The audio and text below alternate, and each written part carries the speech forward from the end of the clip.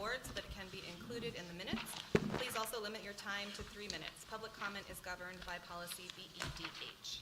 Are there any additions or deletions to the agenda? There is none at this time. Okay.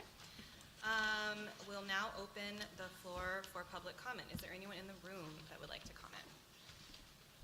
I am not sure that this mic is on. We're going to find out. That's all right. My voice is pretty loud anyway. It is on. Thank you. My name is Christina Haydari, and I live in Ward 3.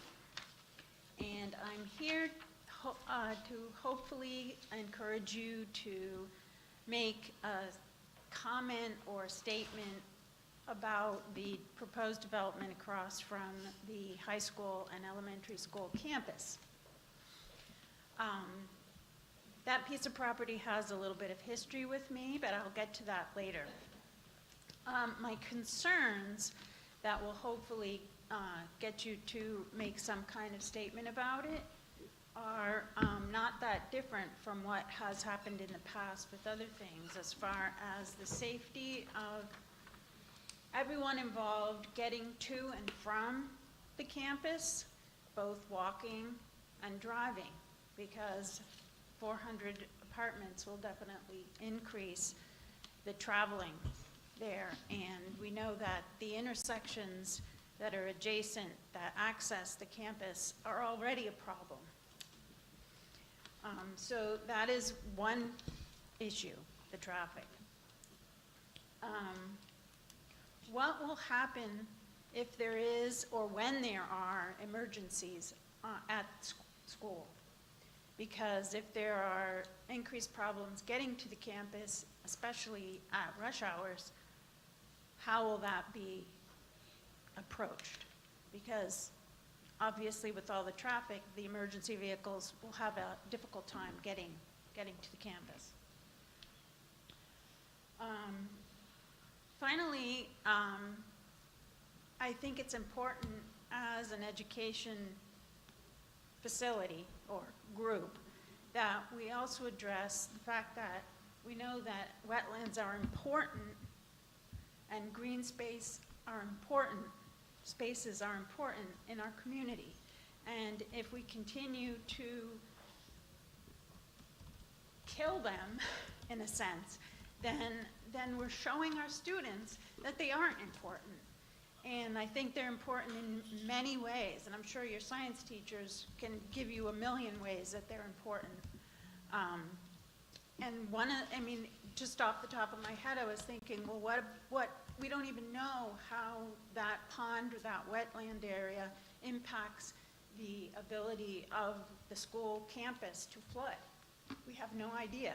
And I know we've repaved the parking lot many times and had many discussions about what happens when that deteriorates. And I'm sure part of the problem is the water that collects on that parking lot and on the roads when we have a lot of rain. So I'll let you know that when I joined the board, and this was back in 2010, one of the first things the school board addressed was a proposed intermodal facility, otherwise known as park and ride, on that property. And it was going to be used by, to shuttle Dartmouth Hospital workers back and forth, because at that time they were talking about how much traffic through Lebanon was not local and how much that cost the city to take care of. The other thing that was going to be put there was extra parking for the Dartmouth coach. And all of that would have been paid for by the city of Lebanon.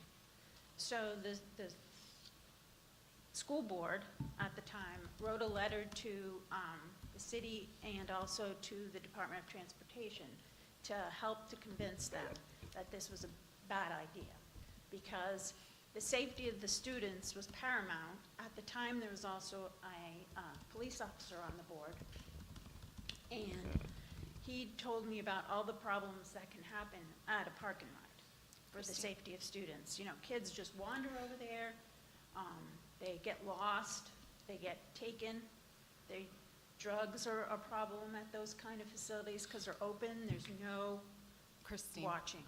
you're at 4 minutes, just wanted to Okay. let you know. And basically, that was the information I wanted to share with you. So, thank you. Thank you. Is there anyone else in the room that would like to make a comment? Is there anyone online? There's no one online.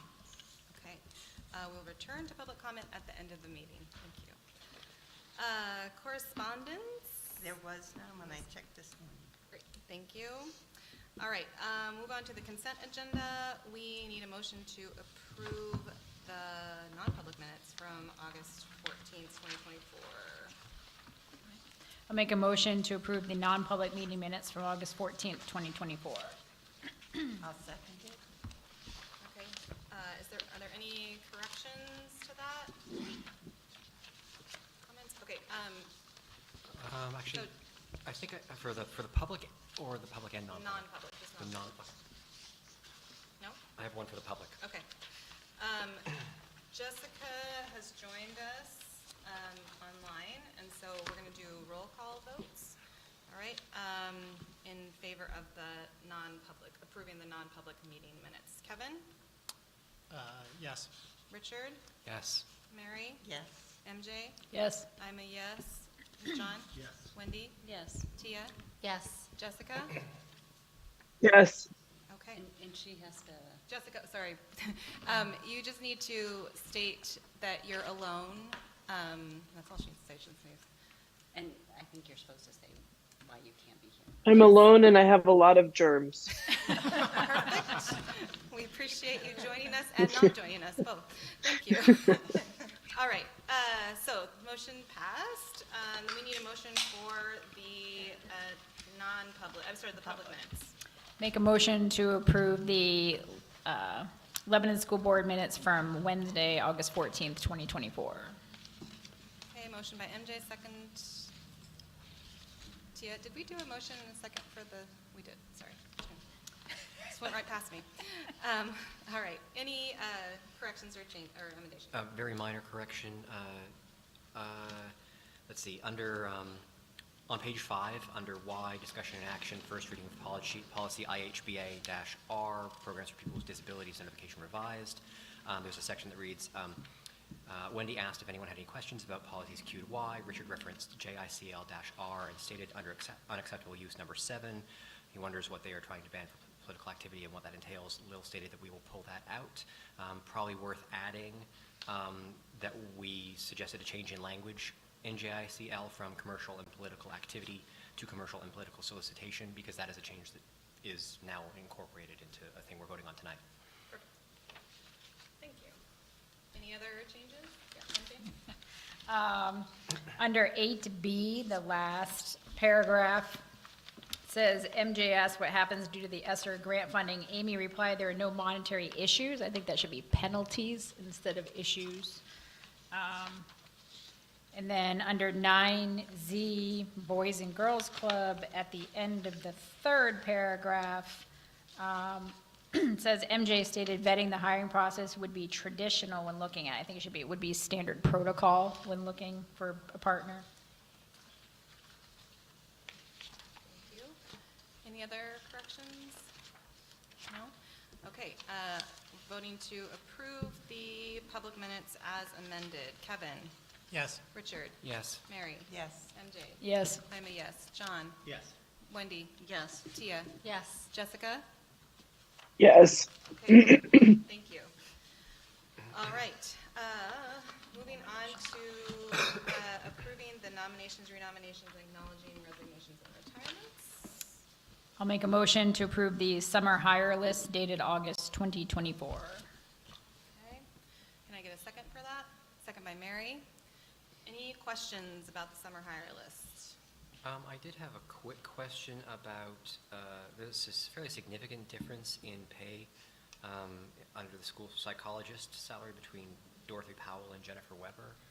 And I'm just wondering, is that a part-time position now? What's the difference between, I mean, it's a 54? Yes, it's a .4 position. Okay, that explains So Dorothy why. Paolo was full-time, and we hired Jennifer Weber at .4. Thank you. And I'd just like to acknowledge that Bonnie Robinson's name is on this list for retirement. Dr. Robinson? They would like to acknowledge that your name is on the retirement list. And thank you for all your years of Yes. service. We appreciate that in advance of this year. Any other questions about the summer hire list? No? Okay, although we're going to vote to accept the summer hire list. Kevin? Yes. Richard? Yes. Mary? Yes. MJ? Yes. I'm a yes. John? Yes. Wendy? Yes. Tia? Yes. Jessica? Yes. Okay, thank you. All right, we do not have a student report because we do not have students yet. That leads us to the SAU leadership team update and superintendent update. Good evening, board members. As we start the new academic year, I am filled with gratitude and excitement. I want to extend a heartfelt thank you to everyone in our district, from the facility staff to our principals to the SAU teachers and support staff. Their dedication and hard work has been instrumental in preparing for this upcoming school year. During the opening day for staff, we announced our theme for the year, celebrating and lifting greatness in all. This year, we spotlighted student representatives from all 4 schools, each sharing their unique talents and achievements. These talents and achievements range from writing and producing a play, multilingual speeches, performing Bach's Invention 8, to engaging in motivational speaking. The diversity of these achievements is a testament to our student body and a source of inspiration for all of us. We are committed to continuing the celebration of our students' diverse talents through this year, recognizing that true greatness extends beyond academic achievements to include volunteerism, cultural competence, and acts of kindness. Next up, I'd like to invite our building principals to share their updates, setting the stage for what I will believe another great year. So let's start with Principal Smith from the high school and Assistant Principal I'm a Tyndall. lot older than Colin, so he tends to remember things that I don't. Doesn't work like one school. Renovation looks great. It's awesome. The kids are already enjoying it. We have a whole plethora of fake plants that look real, and so we're excited about that. The architects were in there placing things around, and I can't thank you enough for bringing this to fruition. It just changes the whole aesthetic feel of the building, which I've been pining over since this whole process started. It looks like we mean business when you walk in there. So just a wonderful place for students. Kids were great today. 9th graders came in and were attentive. We thanked them for that. We told them that this is not a circus. We just got to lay it on a little thick initially. But the kids were great, and I think the biggest thing is we recognize that and celebrate them for it. Staff meeting was productive yesterday. We had an hour and a half dedicated to the staff meeting. Then Bonnie led us through a NEASC kind of consensus building effort to finalize our report. And so we're excited about that. There's good work being done there. What else here? Our staff is mostly, we're looking for a para. We have a couple of late resignations. We were able to hire a nurse very quickly. Unfortunately, that meeting, so there's a dynamic there that's being addressed, but some late resignations are never helpful. The last thing, I guess it's kind of relevant, our football team for the last 2 years has not been a varsity team, and they've been rebuilding with the help of a coach that's there every single day working with kids, and we were competitive in a scrimmage the other day, and so micro steps to get back to being competitive so the kids have a chance to enjoy it a bit more. The only thing I would say to go along with Ian's comments were I was able to meet up with, I think it was 4 members of the class of 1974 who were in the building and were touring the building. We knew they were coming and let us know. And they were just absolutely astounded at how great the building looked. And they couldn't give enough compliments about that. And I just thought, what a great thing. And the 9th graders were there circulating around, seeing some of these alumni there. We had our ambassadors as well, who were shepherding kids around the building, feeling a lot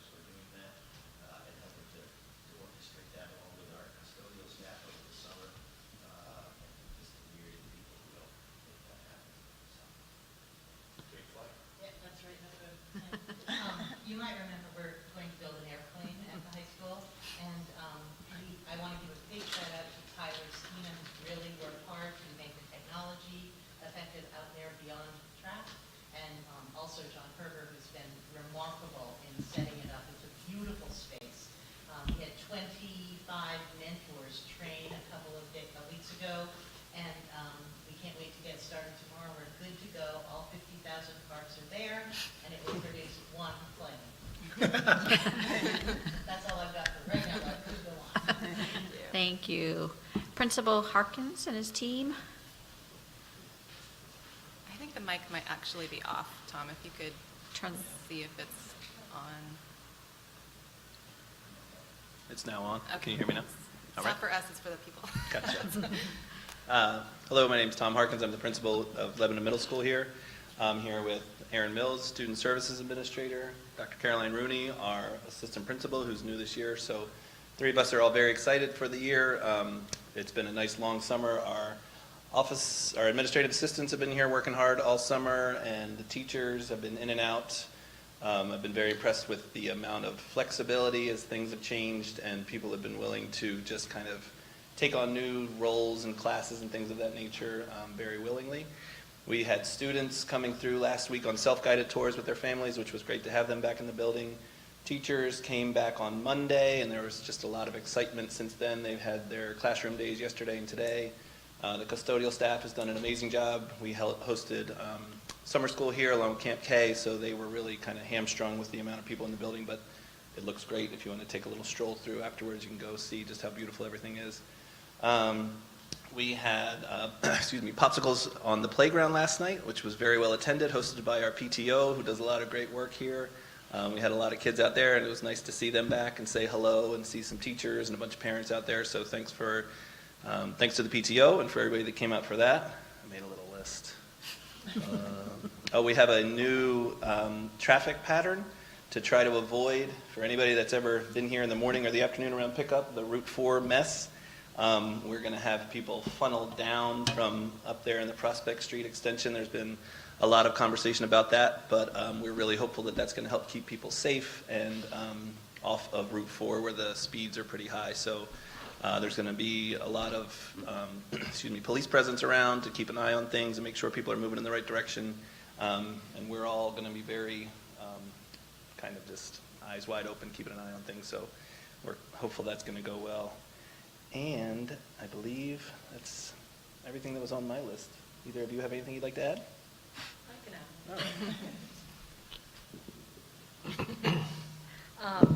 add. There you go. At the popsicles on the playground, I just wanted to say one of our rising 8th graders, we asked him if he was feeling ready for the start of the school year. And he said he was ready to get down to business. Awesome. Thank you. Principal Whelan from Hanover Street.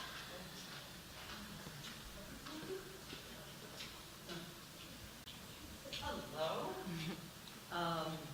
Let's see, so things are in really good shape. I'm happy to report. We'll start with the easy ones first, which is that we are fully staffed, so hopefully that will stick. Yesterday was a crazy busy day. We had our staff meeting in the morning, which went really well, but then we also decided to do a 1st through 4th family ice cream social back to school event, which was a lot of fun. And right after that, about an hour later, we had our kindergarten open house. So crazy busy day. We have about 320 students enrolled, so we're pretty consistently about 60 students per class, with the 80 student sort of bubble that's been moving through. That's our 4th grade this year, so that's our much bigger year. And then on to the building. So the 4 new classrooms and the cafeteria, of course, have been in use now for towards the end of last school year and rolling into this school year. They are beautiful and bright and friendly, very elementary-based spaces, which is lovely. And as of then we have all the other projects that got added on. The bathrooms, the main bathrooms are ready to go. And then at 3 o'clock today, we just got approval from all the inspections and whatnot for us to be able to move into about half of the brand new spaces. So we're in the middle of doing that right now before and after the school board meeting, so that tomorrow we'll have everything ready to go. So, and they look great. I have to say we owe a bunch of huge thank yous. Can I take a minute and do that now? We owe some huge thank yous. Certainly when we're done, we're gonna have to do something for the construction crew. They have been amazing working through all the chaos that happens in a school when you're building at the same time inside, as opposed to when they were adding on to the building. The custodial crew has worked unbelievably hard all summer. We've been moving furniture, they've been dealing with construction dust, they've had to move things multiple times as the rooms opened up, and they've been amazing. And the staff has been just as flexible as we can hope, because a lot of them they've had to sort of roll with it a little bit. So, huge thank you to everyone, and I don't know, do you have any questions about the space, or? So what spaces aren't in use? Oh, so the spaces, the only ones that look like we need another week to finish. So we expanded the nurse's office. So, of course, she's set up and ready to go in the classroom that's next to the nurse's office. And so as soon as it's ready, she'll move in next door. It looks beautiful. We'll have space for actually 2 cots for kids and a renovated handicap accessible bathroom. So that was the big stuff in her office. So that's one space. The other space is we have one classroom that will be for the older kids in the INP program. So this year we're going to have 2 separate INP rooms, so the older kids will be in the new room. Right now they're sharing the same INP room, so the 2 are together still. And that'll be for about another week. And then the third space that isn't quite done yet is the, every year when we just sort of renovate one of the current classrooms. And so that new classroom has about a week left to go. And that's actually fine. We have the teacher who's going to be moving into the brand new kind of renovated one is in the classroom she was in last year. It's just across the hall. So in about a week she will, and her students will help move us all across the hall. Any other questions? I know this one has been, so I can't wait. I think we're still scheduled to do the ribbon cutting. Whenever that happens, it'll be Confirm the fabulous. date as soon as that building's done and we get those occupancy. So it'll be fun to have everybody in. It's beautiful. The work they did is really, it's really lovely. The new bathrooms look amazing. So thanks to you all and the community. Thank you.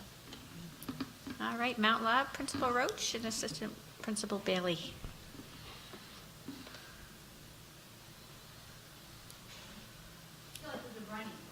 Kind of how we roll. Hi, I'm Katie Roach. I'm the principal at Mount Lebanon School, and Elizabeth Bailey, assistant principal. we're excited for the school year to start tomorrow. The school is ready. We did not have any big renovations this year. We just had one classroom.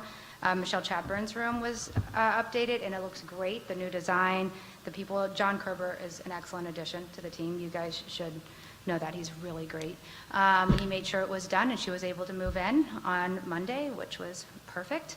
We had a wonderful turnout for our kindergarten kickoff last night. We had all but 3, we have 46 kindergarten families, and 43 of them came, which was really good.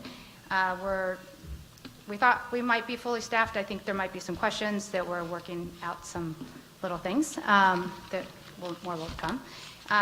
So that we're ready to go. We have all our teachers ready. The classrooms look beautiful. The staff did a great job getting ready. We spent yesterday, we had about an hour and a half working together, and we spent the time working really around some social emotional work that we needed to do with teachers, just accepting all kids. And we watched the movie Resilience. If you haven't seen it, highly recommend it. And so that was a nice way to spend a little bit of time, because we know we're always focused on other curriculum like our Eureka and our fish tank and our U-Fly and our spelography, but we don't want to forget that social emotional piece.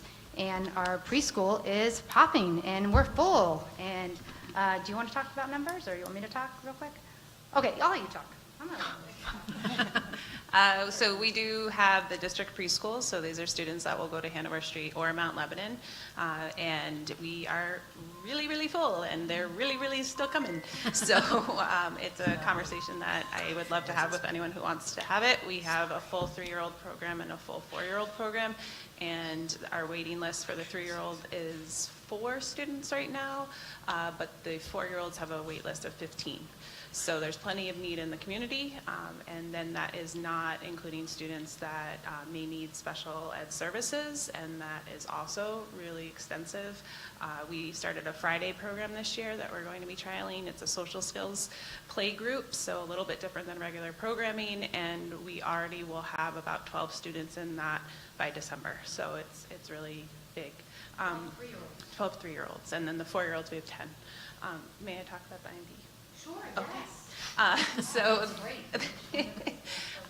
this year we are having our own intensive needs program at Mount Lebanon. This is something that actually was present my first year 10 years ago, 11 years ago, and is now back, so it's really exciting. But the space itself is bigger and beautiful, and the team is amazing. They've done trainings, including paras. Ben Nestor has been so present in our building this last week. I cannot tell you what that means to me, my team, Katie. So we're just really grateful to him. He's already done trainings and answered questions and just been really fun. So it's been wonderful. And attended parent meetings. He sure did. Any questions for us? Thank Welcome. you. Come to Mount Lebanon. Thank you. Before I turn it over to Tim, on your table with lots of paper I gave you tonight are communication methods. So they look like these. At our leadership retreat, all of us have identified improving communication in our systems across the board. Actually, Megan McFarland came up with this template for us to use, so shout out to her. If you have any feedback on individually on any of these, give them to me. They will get posted on the school websites and our district website about what communication methods we use, who you should be getting them, and how often. So, I welcome any feedback for them. And I want to thank you guys. You guys are free to go. I know you have a busy day. I want to see if you had any questions on the communication. Oh, I can give it, I can give you guys feedbacks. I know you guys have a busy day tomorrow. Nope. Thank you.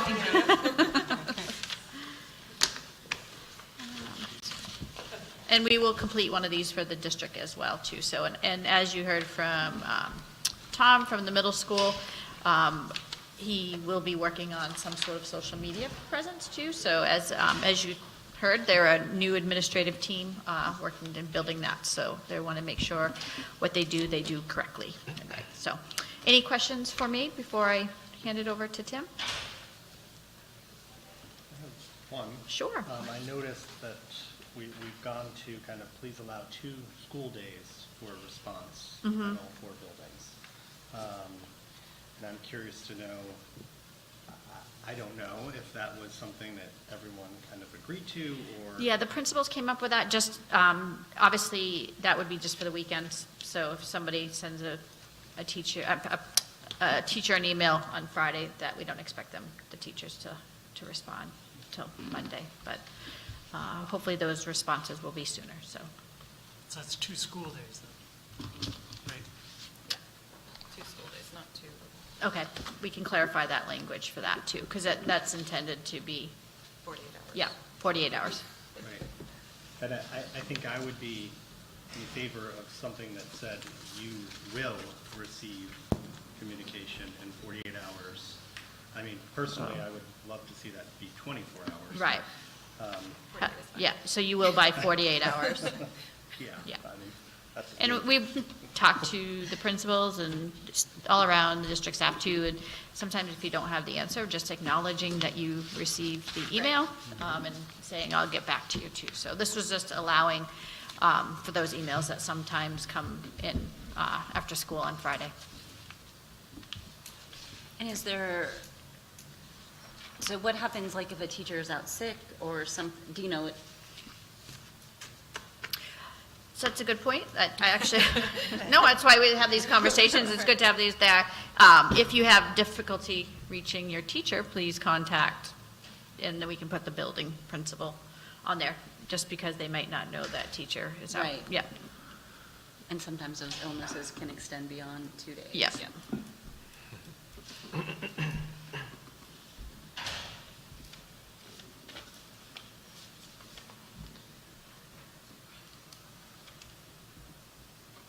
Or even if, I don't know, like if they set up, if everybody has like a away message that they can just click on, because you can For when they're sick. do those, right? Like they could just go in and click on that, and so it would give a forwarding or a alternate contact. Yeah, that's a good idea, actually. If there's like a standard sick message that You could, I can check in to see with the principals too.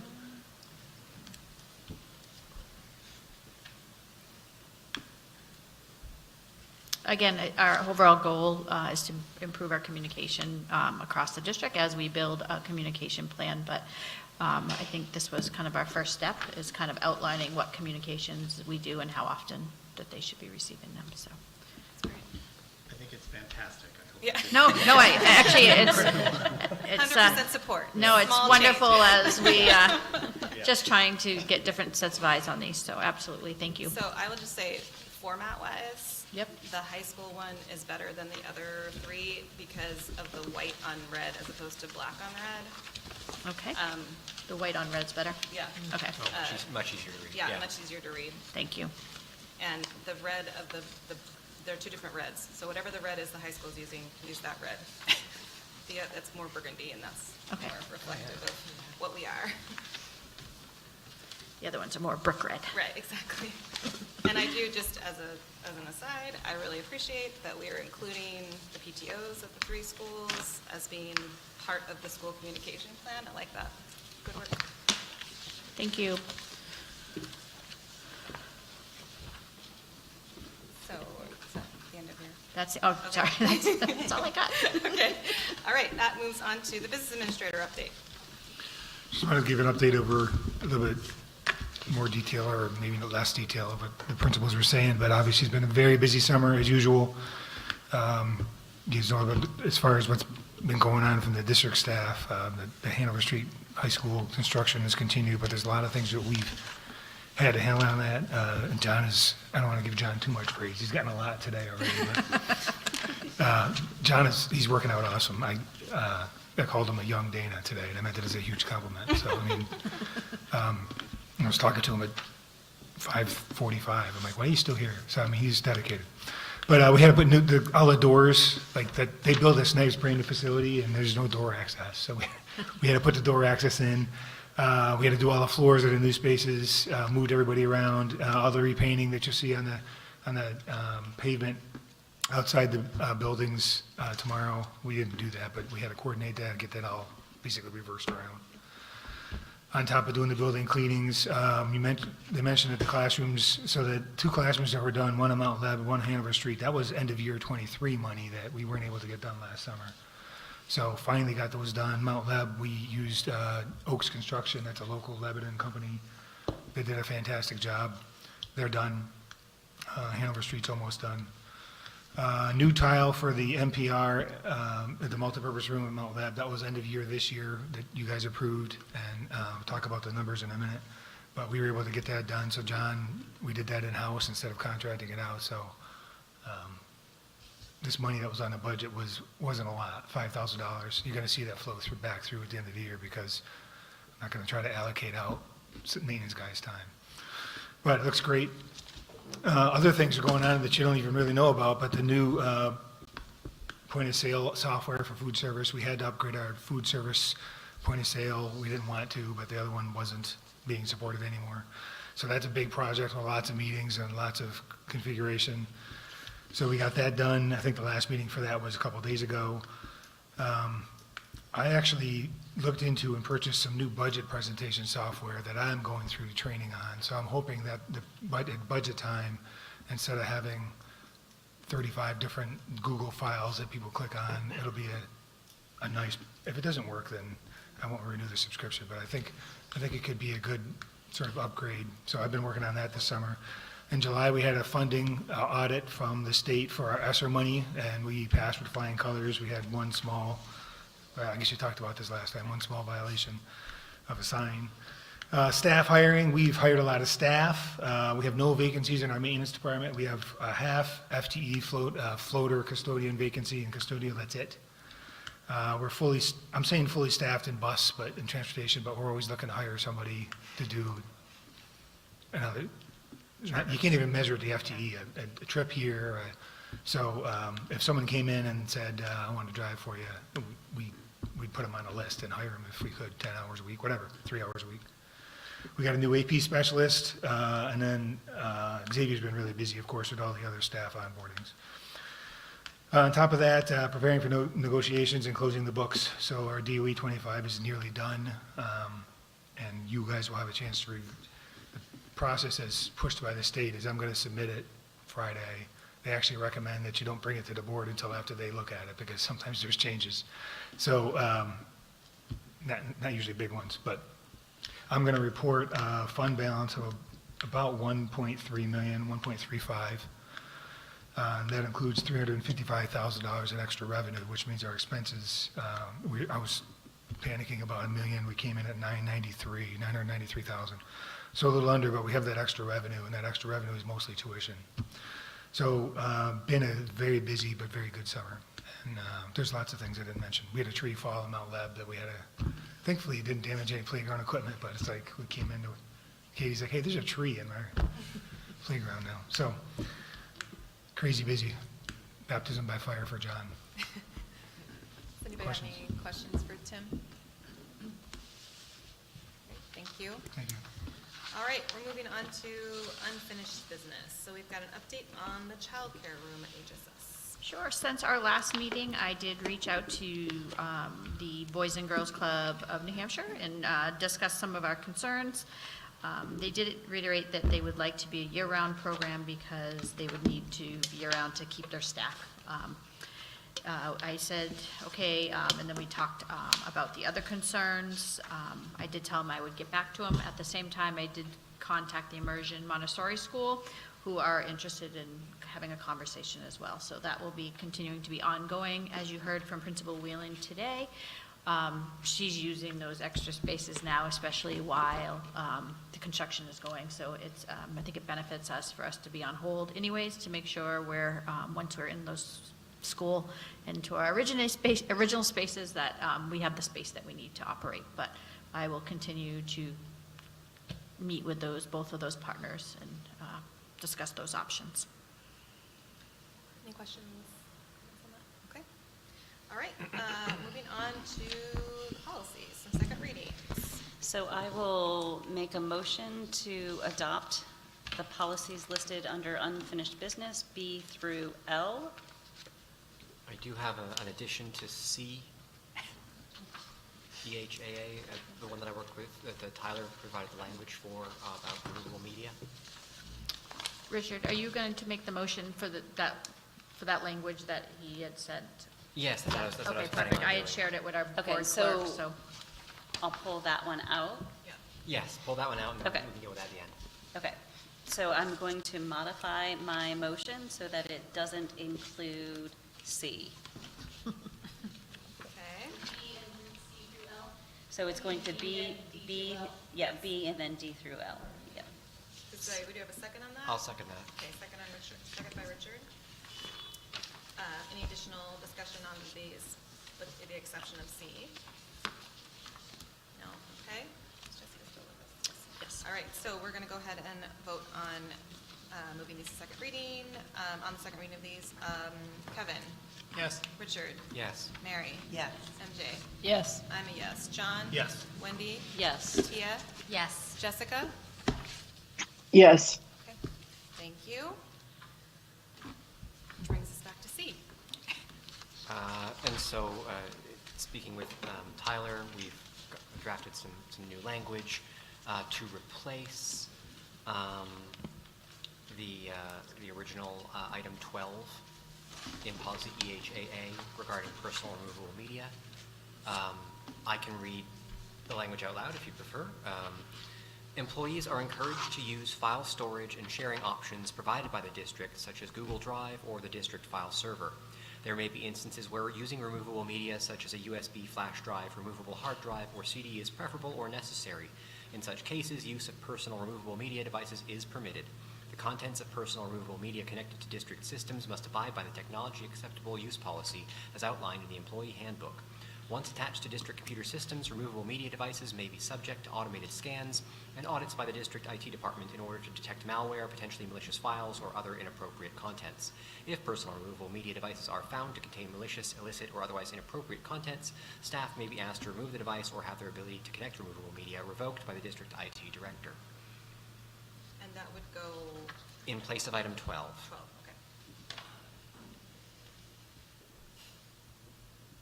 Great. So does anybody have any concern about that language? Okay, so I'll make a motion to adopt policy EHAA with the modification that Richard just read.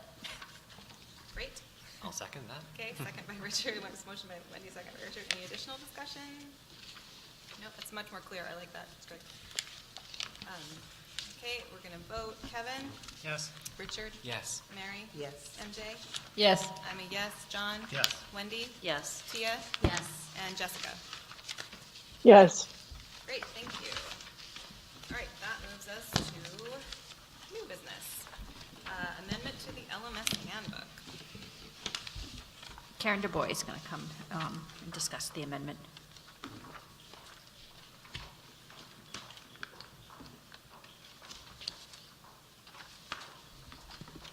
Hi, everybody. Karen DuBois. I'm the District Director of Equity Curriculum Instruction and Assessment. I'm here to just answer questions that you might have about proposed minor amendments to the LMS Program of Studies. Karen, let me just make sure this got into the handbook. It did. It did? Yeah. It did. Oh, perfect. You have to go through the chunky policy section. I'll just give you a moment to flip there because it's so long, I'm not going to read it to you in detail. To summarize what you're about to find in your packet, we would like to add 3 minor items to the LMS Program of Studies as follows. A media literacy course has been added for 5th and 6th graders. This will be a 30-day essential arts course just for 5th and 6th grade. It is designed to be in response to Governor Sununu's executive order directing statewide response to the impact of social media and in general to elevate our students' level of media literacy. And we feel very excited about the course. We have a new agenda for it and I think it'll be great for our 5th and 6th graders. In addition, for our 7th and 8th graders, we've added a financial literacy course. Again, it'll be a 30-day essential arts course to address some foundational skills in financial literacy and equip our students to have a positive and successful financial future from the get-go. And finally, we would reinsert the AG2 descriptor because we are running a very small section of that. That's Algebra Geometry 2 for 8th graders. This is a course description that has existed in the Program of Studies previously, and we just go back in. Our plan for distribution would be to make these changes if they are approved tonight, and in the first newsletter of the fall, we would include a link for families so that they could see the updated Program of Studies, and we'd adjust the Program of Studies link on our website. I am happy to answer any questions that you might have about this. So I fully support these changes. I think they are great. I was really happy to see the financial literacy being added. I'm just curious, though, because we, at budget time, I guess, chose not to fund anymore the, whatever it was, the 21st century skills. So who are we finding to teach these 2 classes and redistribute the staff? That is a great question.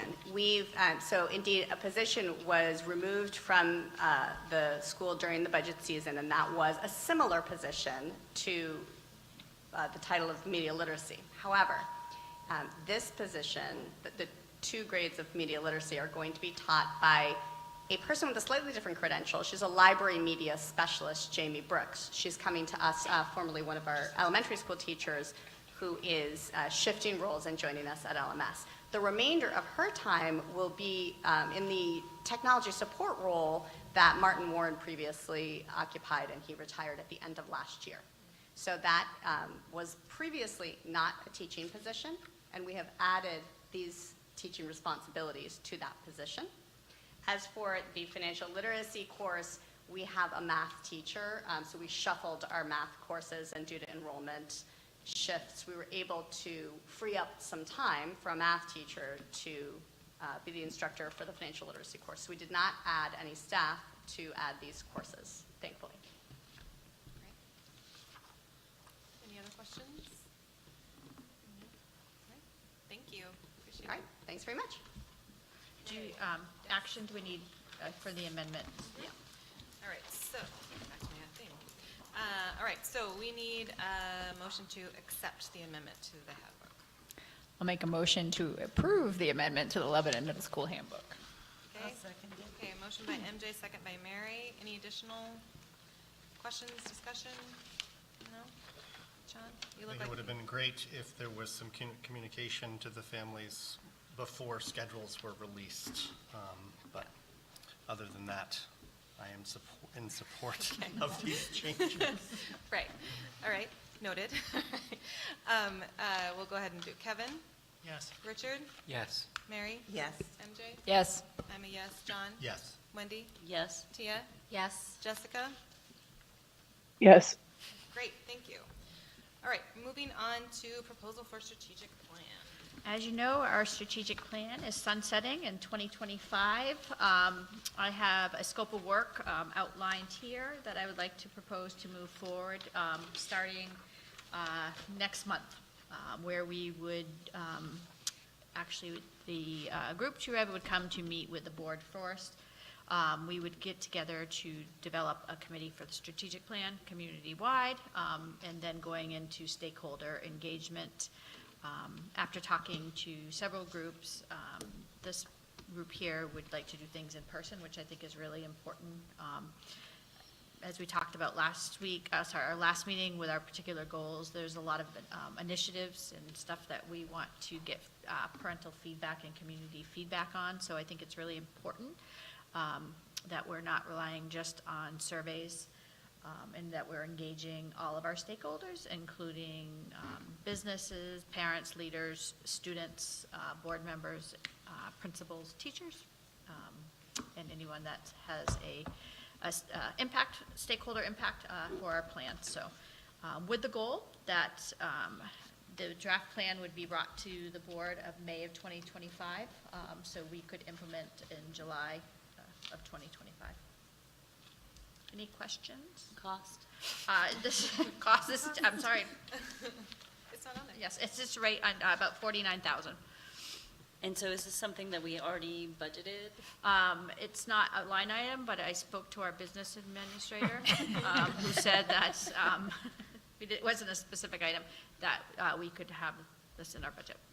And the other question is, can you just share a little bit of your reasoning? Our strategic plans have typically been done by our superintendent, and so sort of why you're opting for an outside. Sure. From my understanding that your previous superintendent did work with a consultant for your last plan. And so typically, districts do work with outside consultants to help lead that work. When that very first plan was done, she hired Amanda Silver to, as a consultant, and I don't know But- if it was the same role as, I don't think it was this level, but. But Amanda never engaged with any of the stakeholders. She was sort of working to support Joanne. No, that's not true. She did surveys of staff. She did surveys of staff, SAU staff and staff. I don't know if she talked to the community. We had a community session here that Amanda was for, so I think that. I don't take that ever back. remember. mean, I that mean, I was- know that she was that working a in long the time ago. background. It was like 2000, that was when I know, I was here though. two athletic directors ago. Oh, sorry. I think given the work ahead this year with negotiations, a communication plan, strategic plan, I think to have that just within the district office wouldn't do it justice. If you would like something that has more of a visionary, long-term, that's going to be related to our capital improvements and vision piece, so. So maybe you already mentioned it and I missed it, but where's this company out of? Based out of? They are out of Burlington, Burlington, Vermont, and they also, they did the work here with the visioning with the middle school. I thought they sounded, Yeah. yeah, it sounded familiar. I did also speak to a couple other organizations. One of them, hopefully Reaching Higher Ed, that we're familiar with too, but they don't do that specific type of strategic planning. I think they did, I mean, I attended one of their sessions at the middle school, and I think they did a really good job leading the parent forum, so Yep. I do, if they have any kind of that energy doing for the strategic plan, I think it will be successful. So, as someone who has never been involved with a school district strategic plan, or anything, what is the role of the board in this process? Sure, so first we're gonna set the tone with them too, and kind of give an idea of where we're at. I think it's good for us to talk about some of the goals for the district that we had. And then they'll probably actually sit with Lil and MJ to see if we want to set up specific members are attached, or we want them attached to different stakeholder engagement groups. So I think we'll have that operational choice to do that piece, and then giving feedback to that plan. Okay, cool. Did you say they'd come here and meet with us Yes. before starting the process? And so this is, they put out sort of a formal bid, or how does that all work? Yes, they just put the scope, and I apologize, like I said, the price, I swear was under my, under for that piece of what that would look like. Do they have any, like, example documents that they can share or something, or? Sure, I can share the other strategic plans that they've worked with. They did them most recently when I was in Manchester. They did their strategic plan for Manchester, where obviously a bigger lift, where they interviewed 4,000 families, went door to door. But they've worked in other areas too, at Exeter, and things like that. Yeah, those would be great. And then, I mean, again, what they're stating here is fairly general. Mhm. You know, it'd be nice to have a little more specifics on, like, what these things look like how many interviews, or like how much time, or what are they, like, specifics around that. Sure, I can, if you don't want to move forward with this tonight, I can bring that back. I just, as I said, as you know, doing this work, it's going to take just about the entire school year to be able to get this work all together and to get the feedback. Just as a question of process, this is not intended as I do trust your judgment on this. Do we have a number of monetary value at which we have to go out for bids for things like this? Tim, we talked about this too. An RFP versus getting different quotes. So like I said, I engaged with different groups and interviewed them and stuff, but did you want to talk about the specific? Yeah, I mean, if you look at the purchasing policy, we call it a quote at under 10,000 and RFP above 10,000. And this and the next one, I was going to clarify with the board that we're asking you to basically supersede your policy so we don't have to put an RFP out. Mostly because of time. And I mean, And I think within our policy, it says it with Right. their time and other constraints. Right. Yeah, constraints. It actually says that the superintendent or designee, if based on time and needs of the district, they don't have to go get 3 different bids. And that's obviously not the exact verbiage, but so under that policy, we have some leeway, but I think the board should be aware that we're not looking to go RFPing, we're looking to move. Okay, thank you for the clarification. And you said you also talked to Reaching Higher and NHSBA, Yep, right? the school board. Some of the school board association too, I did spend a considerable amount of time with them. They were going to be doing a little bit more Zoom work, and I think the partners piece and having the person leading it, I felt stronger with the experience especially we saw it at middle school with the engagement piece. All right, so you've explored other options, and this is the one you think is just the best one? Yep. Okay. I trust you. Any other questions? So we need a motion about this from someone. So I'll make a motion to move forward with using 2 Revolutions as our consultants for the strategic planning process, and to spend up to $49,000, or how do you want me to word that?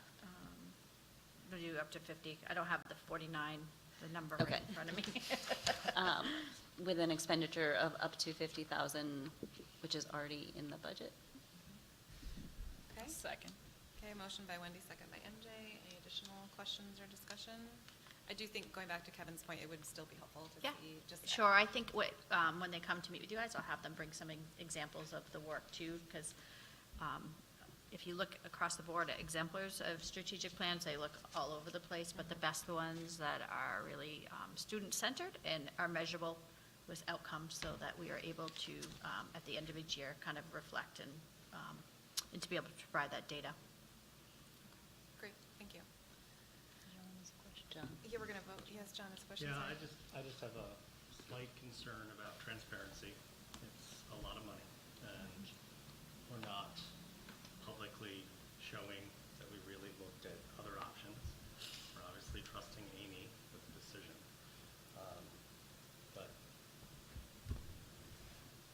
fiscally responsible, I think is important. And so I'm a little bit hesitant to vote yes, just because I would love to show that we've done our due diligence to the public. Will there be any major harm done in waiting 2 weeks to approve this? If we could see that, some of the comparative stuff? No, I mean, I think it just pushed it back into maybe June for that.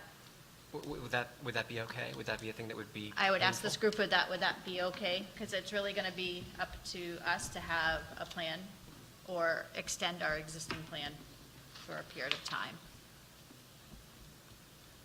I mean, I think it merits waiting a couple of weeks at this point.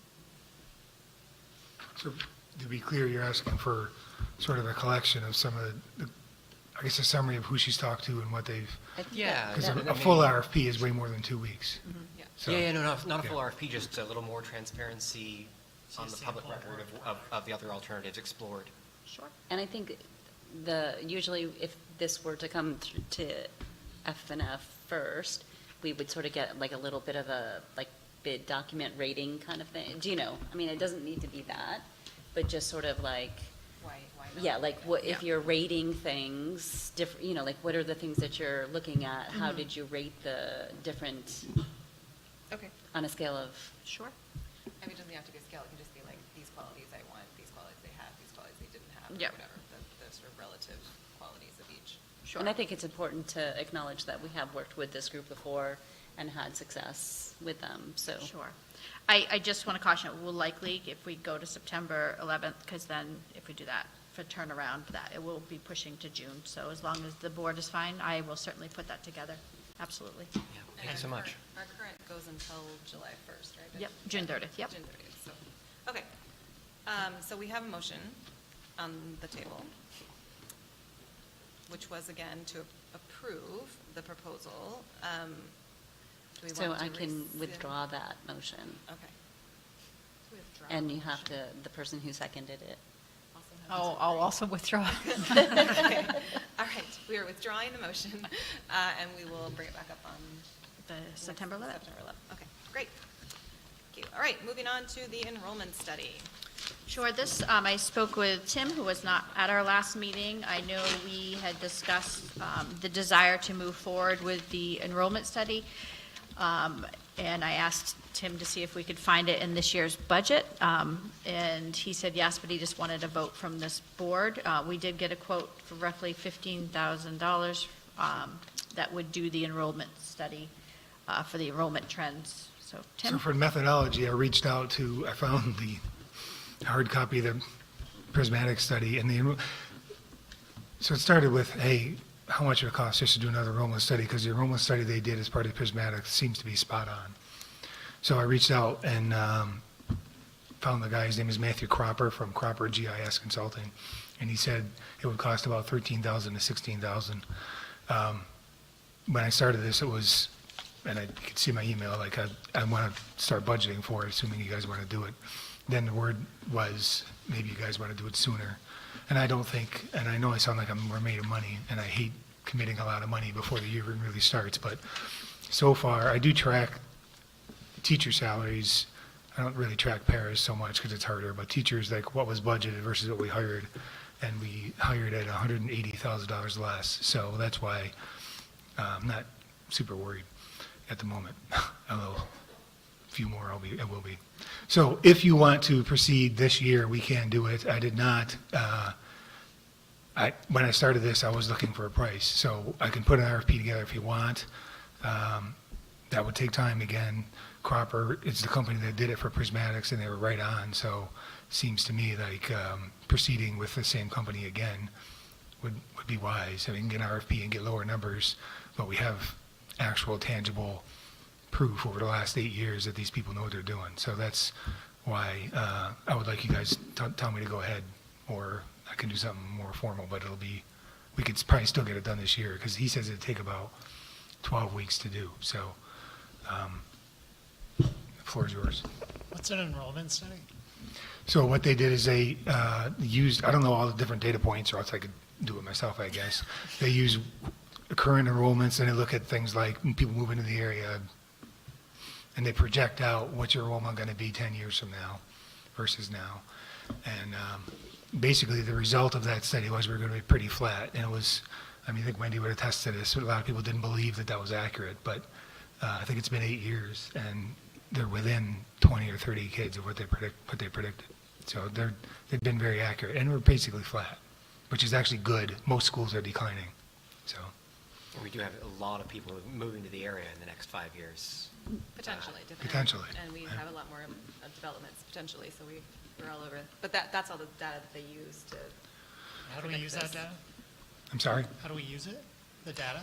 I think it can, well, maybe we'll use it a little bit more officially. I think it can help you as a board plan for whether you need more space, what sort of, I guess that's probably the biggest thing, space, teachers, things like that. It's information for you to use. I think, honestly, I think that if you did this, you should trust its contents more this time. Last time it was like an add-on to the whole study, and I actually, and this is just me speaking, but I don't really know that enough of the board believe those numbers to be right. So it wasn't really used in planning. Is that fair? It could be useful for something like the CIP that we're putting together. Yeah. Okay. And even just, I think, looking at West Lebanon versus Lebanon, we have a line that basically determines where children go to elementary school. And so having some idea with all the development that's happening, will we, what will Mount Leb potentially look like? What will Hanover Street potentially look like? Do we need to think about those things differently? And also useful for policy the one about letting. GJFAB. GJFAB, thank you, yes. And I think classroom size, are we going to max out at our elementary school at some point, those And kind number of of things. teachers per grade level. I think there's a lot of potential if we use it, which we haven't really. I like data-driven approaches. Yeah, me too. Thinking about the strategic plan conversation, was there a timeline that they would complete this by? Well, he said that he would need about 12 weeks to do the study. Again, my conversation to him was, I hear the board is thinking about budget, could you give me a number and how long it would take? But he doesn't know that we're thinking about doing this now. So. Where do they get their data from? I'm sorry, I guess. Where do they get their data from? Like, what do they look at? I think part of it is the City of Lebanon's GIS kind of thing. So they'll take a look at, like, our city data, and then they also take into account, I think, probably statewide trends or that kind of thing. I think they also look very closely at what developments are in the pipeline, like what's either coming online, what's about to come online, sort of where we are in sort of what's been approved, those kinds of things, the type of housing that's been approved. It's pretty comprehensive. They'll probably also look at the what do you call it, the Upper Valley, like Sunapee Region Planning Commission. They put out a report last year, the year before, about the number of housing units that will apparently be needed in each city. I mean, again, $15,000 isn't a crazy amount of money, but so then if they gather all the data and put it together, that's probably worth the amount of money. But of course, if we don't use it, then who cares? Right. It's just a big waste.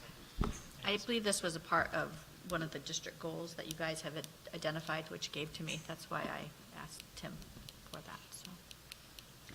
I'm a fan of being proactive rather than reactive, so I could see a lot of value as a board for the planning in the future years for having one. And I do think that if we're talking about a 12-week process, if we can get on their schedule in relatively soon, that would then be helpful information that would be factored into what we're doing as far as strategic planning goes, as long as we get in relatively soon. That's a good point. I think as well as even just budget time, Yeah. if we start talking about staffing and, do we have enough, do we need to do, blah, blah, blah. Do we anticipate another sort of round of 80 kids in a bubble kind of thing? I mean, the biggest impact seems like this proposed 400 apartment development, right, and which at this point doesn't feel like it's been decided, and I don't know what the timeline is for deciding on that. I regret I actually can't talk about it. It's an open thing. Yeah, the projections that they shared with us is about 45 students, school age K to 12 that we should see. Budget from that group, so, but if, if that's up in the air, then, again, do we wait until that's more well decided, or? I think they'll look into that piece to see that's in the pipeline. I think they can give two, Plus and minus. if this comes Yeah. online, then this will happen. If it doesn't, this will happen. So I'll make a motion to move forward with an enrollment study using the company that we previously used. What is their name? Cropper? Cropper. Cropper. Cropper GIS Consulting. Can I get a second? Do we want to put like a not to exceed 20,000? Yeah, I think that's good. If it comes back, it's going to be more than that because we want it done quicker, maybe come back and ask. Yeah. But with that amendment seconded. Okay, second, Rita Britcher. Any additional discussion? Okay, Jessica is no longer with us, so we can just vote. Jessica is no longer online. So we can, I'm sorry. That was She said she wasn't feeling well. I didn't realize it. Jessica is no longer online, so we can go ahead and vote. All those in favor of proceeding with the enrollment study, raise your hand. Okay, any opposed? No? All right, unanimous. All right, thank you.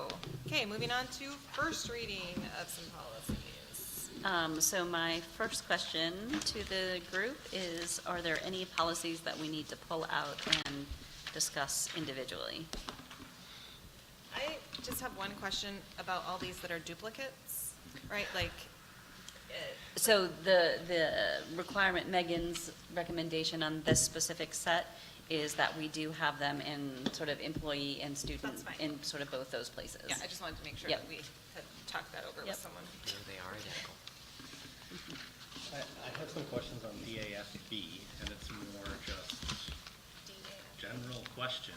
Sure. New policy required because of the, get there. I don't know if you want to pull that one out and talk about that one. but- Is that the one about It's the timeline? instructional Equivalent to material. instructional staff. material. Instructional Yeah. staff and materials. Yes.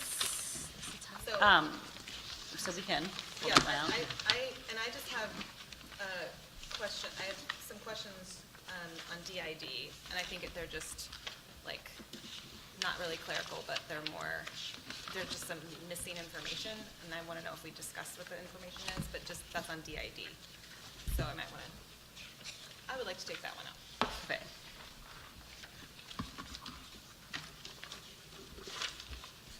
So I'm going to make a motion to move the policies under 10 new business, a D through I, for a second reading. I will second. Okay. Did you want to include M in that? Sure. Okay.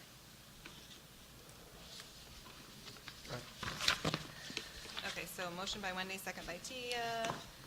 Okay, all those in favor? Great. All right, so. And we're going to try and do a better job about having, Tia takes amazing minutes for our policy meetings, and she's also trying to include in the minutes sort of the rationale by the New Hampshire School Board Association. We're going to try and get those into the packets sooner than later, so that when you're reviewing these, you can sort of see our discussions as well as potentially what New Hampshire School Board, what changes they've made. Okay, so let's talk about DAFB. So it's not necessarily, my question isn't necessarily about any of the content in it. My question is are we, in that first paragraph, to the greatest extent possible, equivalent in teaching, administrative, and other staff, kind of across our elementary schools? Right now. Right now. We are working on it. And so I guess my concern is, do we want to pass this policy if we're not there yet? I think we have to because it's required by law because we're with the two Title I schools. One of the immediate changes that we did with this is that we did have to move some Title I staffing and move them to general fund, so we did make some immediate changes. Some districts go as far as making just the exact money of salary spent to make sure you have more trained staff at certain buildings. So as we continue to monitor the Title I numbers in both buildings, we are working towards that. And I see Karen DuBois. Oh, were you just getting a Triscuit? I'm sorry. So, I apologize. I think sometimes too, the thought sometimes about passing the policy is to then be able to use this as the justification to bring stuff into alignment. Right.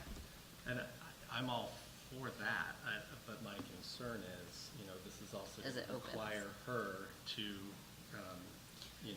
written procedures are going to need to be created. Right, we do have to fill out maintenance of equity forms to make sure that we are in compliance, which we do, and we do our federal assurances, and we do comply with that. So one of those changes was that we had to, this year, move some staff just from federal to general fund, and to make sure we do that. But I think as we look to bring parity between the two schools, there is some additional work and conversations that need to be done. I think that probably can be done through the budget season and looking at staffing and retirements. So I'll make a motion to move policy DAFB to a second reading. FB? Oh, all right, all those in favor? Excellent. All right, and then DID. So it just looks like we haven't included, we didn't take out some stuff that needs to be in here. So under the note, first of all, we've got those like asterisks at the very end of that note, DAF-6 asterisk, whatever that means. So we just need to figure out what that policy is so that we're doing this with specific fidelity to whatever that policy is. I don't know that that's what our policy is called. And then in number 1 on the middle of the page, computer devices, computer peripherals, and any instructional technology, capital assets with an individual item value in excess of insert dollar amount shall be capitalized. So I don't know what our dollar amount is. It should be not less than $10,000. $10,000, great. So we just need to put that in there. And then, 2D other. yes, 2D other, question mark. Is there anything else, or can we just take that out? That's just that. There was Is the nothing version- else on that one. Did the version with notes, Yeah, it feels like this. with fixes not get I forwarded don't properly? believe The version with We fixes. had opted to take it out. we did. No, I said we did our notes, that it wasn't taken out of here. Okay, so we just need to find the version with notes. So Can we go back to the capitalization thing? Is it really $10,000? Or, because in the sentence before, it says the capitalization threshold established for single items shall not be less than 10,000, except that, and it seems like they're expecting a lower number than 10,000 for computing devices. Where are you looking? And that number one. So the sentence before number one says you have to capitalize things basically 10,000 and above, but it's giving you an out for computer devices. So to me, it seems like computer devices are less than 10,000. Yeah, that should probably be less than 10,000. Where are we? So the Number very last one. sentence Middle of the first before page. number 1. Right. Trying to find my notes. It should be less than that, potentially. Hold on. Let me just explain what the idea was back when, in 2017, I think. The idea was you don't want to capitalize individual computer items because it's unbearably hard to do. So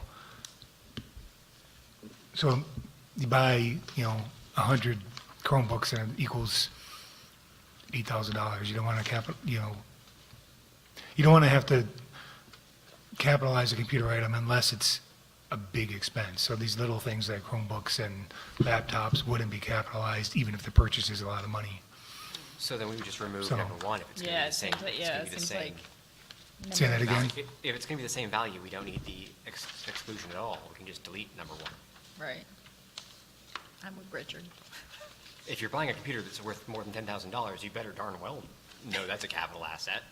Right, so I think what you That's wanna- true. you So wanna like a say- server that costs 12 grand or Yeah. something, that would be Yeah. So capitalized. you could change it to, change the sentence before number 1 to say the capitalization threshold established for single items or category of items, and then I like that. you get rid of number 1.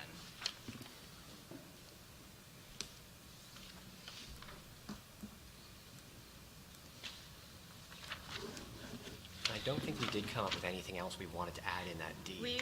No, we were gonna remove other. I couldn't think of anything else, just because the computer's pieces. Yeah. Great, that's fine. Okay, We're good? I think we're good. I think we missed that second insert dollar amount. Taking number 1 out, right? So I'll make a motion to move policy DID for a second reading. I'll second. Okay, any additional discussion? All right, all those in favor? Great, okay. And then my last one is policy GBCD-R. We will be withdrawing it, so I'll move it to a second reading to be withdrawn. Okay, motion for Seconded. that policy to be moved to a second reading to be withdrawn, seconded by Richard. All those in favor? Great, thank you. Okay, moving to committee updates.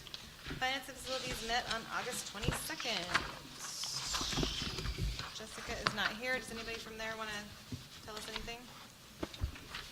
We have the minutes. Nope. We mostly Okay. talked about the CIP. Okay. I feel like was it in here And, that I read? and the schedule. And the schedule. Yep. Was there something in the minutes here that I read about the stove? Yes. Are we going to get the stove? So it's not a stove. So Oh. Cafe Fresh Picks says they need a steamer and a convection oven Okay. to make that a cookable space. And yes, we're in the process of doing that. We had a discussion at the construction meeting, and we think we can procure both items and install them under the construction budget. That's Which great. makes a lot of sense for me financially, because it's a lot less red tape. So we have about $100,000 or so left in contingency money that hasn't been spent. That's wonderful news. All right. So that won't be ready for tomorrow, but in the next few months. That's great. So- No, Okay. that's great. Okay, great. Thank you all. Next meeting is September 23rd at 4:30 PM at the SAU office. Policy Committee met on August 26th. Is there anything besides what we've talked about? We have more policies coming Yay! your way. We're so excited. Just sad. All right. But I and the think we're pretty much now Through the well, we've spring got just a few updates. more that we didn't get through, but Yeah. then we'll be done with the spring updates. Looking Perfect. forward to the fall. Look forward to policies that include miniature horses. Yay! All right. I'm not kidding. I'm not kidding. It was great. It's great. Therapy animals. All right, so the next meeting is September 9th at 8:15 a.m. at the SAU. Education Committee's next meeting is also September 9th at 4:15 p.m. at the SAU. It's a big day for Tia. PNN met on August 16th. Yep, it was an organizational meeting. We met with the union and just set out all of our dates, future dates for meetings. Okay, great. Possibly the most painful of the meetings. Hopefully. All right, next meeting is September 9th. Oh, also at 4:30 p.m. Busy Okay. day. It's a busy day. Yes. One will be in Karen's office, the other will be upstairs in the conference office, so. Okay. Karen. Okay, great. Student Wellness Advisory Committee, next meeting is October 4th at 3:30 p.m. at the SAU. HACCC, next meeting is October 1st at 11:45 a.m. at HACCC. The area committee's next meeting is October 15th at Plainfield Elementary School at 6 p.m. The school city district task force is, next meeting is October 24th at 6 p.m., I'm assuming at the city hall. I don't know why that's not there. And then future agenda items, board member recommendations or questions. So just one future agenda item I have, do we want to add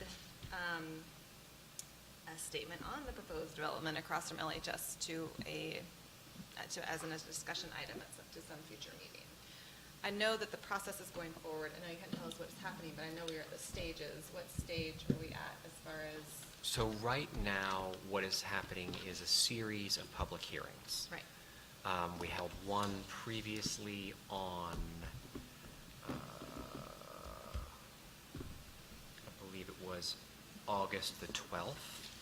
The next one will be on September the 9th at 6:30 p.m. Of course. It is, yeah, they're all public hearings. They're all publicly available online as well as in person. Amy did speak with me about this, about whether it would be useful to have her attend and give a statement, or at least an explanation and answer some questions about something that is in the packet of public, which is the school impact study, or questions about school impact. And I believe, now I'll be talking with the chair tomorrow about that. I believe that an invitation will be forthcoming for the September 9th meeting, but I don't know that for certain. Let them, well, we're in negotiations, but hopefully we'll be. The meeting goes till 8:30. Oh, we'll scoot right over. And Yes. Sounds like a great day. Yeah, I will be ducking out of those negotiations earlier. Okay. And you can come join afterwards. Wonderful. Okay. And how many more public hearings are there, or is? We don't know. Okay. Okay. They are being very cooperative and allowing us to take our time on this one because they recognize it's such a big thing. Okay. Okay. And are we going to have board goals? Yes. Yes. Yeah, they're not here. I did something about them, and then I left immediately after this meeting, our previous meeting, and went to Utah and just got back. So, yes, I will be sending those to you all. I wrote them all down, and then I didn't give them to you. So yes, you'll be getting them probably tomorrow. Okay.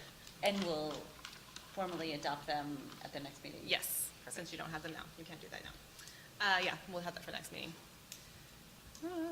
Apologies for that. No worries. Any other future agenda items or recommendations or questions? I just have one. Yep. I've reached out and have connected with the Lebanon Housing Task Force. Yay! And looking to have a meeting end of September at some point, so. Not on the 9th, maybe? I'll let you know. Right. That's the beginning. I'll let you know what happens. Okay. afterwards. All right, thank you for connecting with them, appreciate that. Okay, important dates and district announcements. Our next school board meeting is Wednesday, September 11th at 6:30 p.m., at which we will be having a non-public, just so everyone knows. Is there any other business? No? All right, can I get a motion to adjourn? So moved. All right, Richard, a second by Mary. All those in favor? Excellent, thank you all. Thanks for coming out on